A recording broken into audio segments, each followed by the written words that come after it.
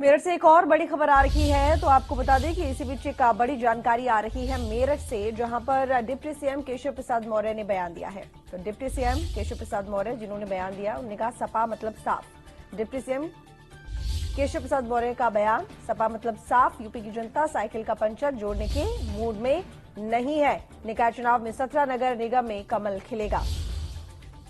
तो 2024 के चुनाव में यूपी में 80 सीटों का लक्ष्य है। डिप्टी सीएम केशव प्रसाद मौर्य ने कहा कि 17 नगर निकाय में बीजेपी का ही कमल खिलेगा।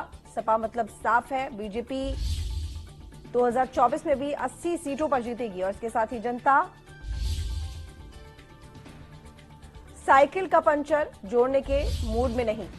ये तमाम बातें, तमाम बयान डिप्टी सीएम केशव प्रसाद मौर्य ने दिए हैं।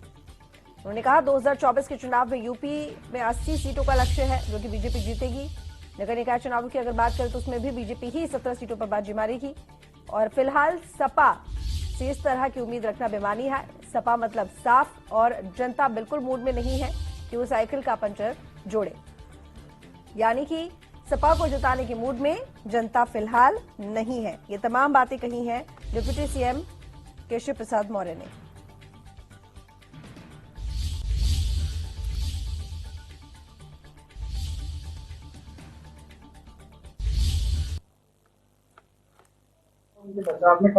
देखिए, आप देखते रहो आगे आगे। यह देश जैसे उत्तर प्रदेश दंगा मुक्त है, भाजपा शासित राज्य दंगा मुक्त है, वैसे ही आप देखना पूरा हिंदुस्तान दंगा मुक्त होगा।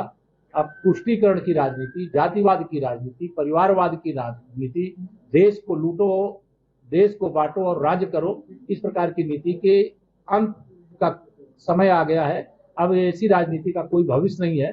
जिन लोगों ने इस प्रकार के बयान दे करके विवाद खड़ा करने का काम किया है, जनता की अदालत में उनको कड़ी सजा मिली। विपक्ष का कहना है कि आप लोग ही दंगा करा रहे हैं और आप ही। ये विपक्ष जो कह रहा है उसके पास कोई मुद्दा नहीं। और जब ऐसी बातें कहते हैं, जिन राज्यों में विपक्ष की सरकार है, जहां घटना घटती है वहां घटना रुकती नहीं, तो इसका मतलब है कि वो इस प्रकार का अपराध करने वाले, इस प्रकार का दंगा करने वाले, इस प्रकार का पथराव करने वालों का संरक्षण करते हैं। लेकिन जहां भाजपा की सरकार है वहां दंगा करने वालों के खिलाफ कार्रवाई होती, तुरंत दंगों पर लगाम। जो विवाद हुआ, चाहे कहीं कुछ दूसरे राज्यों में जहां भाजपा की हमारी सरकार थी, लेकिन वहां ये तुरंत लगाम लगती है। उत्तर प्रदेश आज दंगा मुक्त प्रदेश इसलिए है कि यहाँ कमल का फूल खिला है। भारतीय जनता पार्टी की योगी आदित्यनाथ जी के नेतृत्व में, माननीय प्रधानमंत्री श्री नरेंद्र मोदी जी के मार्गदर्शन में चलने वाली यहाँ सरकार।